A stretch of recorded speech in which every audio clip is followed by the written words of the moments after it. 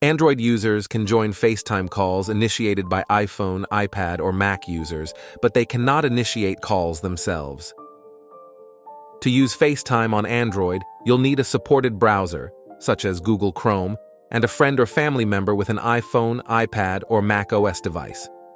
The iPhone or iPad user, iOS 15, iPad OS 15 or higher, can open the FaceTime app and select Create Link. Then they can share the link with you however they want. On Mac, as long as they're running Mac OS 12 Monterey or newer, they can find the Create Link button at the top of the FaceTime app. Next, they can share the FaceTime link with you, using any messaging platform. This is where Android devices enter the situation.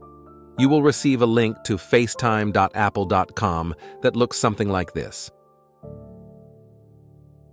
Open the link in Google Chrome or Microsoft Edge on your Android phone or tablet.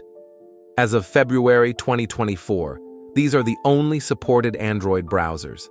Enter your name in the box and tap Continue. Next, select Join from the floating toolbar at the top.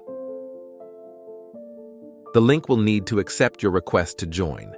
Once you're in, you'll have the typical video conference controls at the top of the screen. Now, you're in a basic version of a FaceTime call on your Android device. When you're done, simply tap the screen to bring up the toolbar again and select Leave. Even though it's running entirely through the browser, the quality is really good. Is this as handy as a full-fledged FaceTime app for Android? No, but it's a decent solution.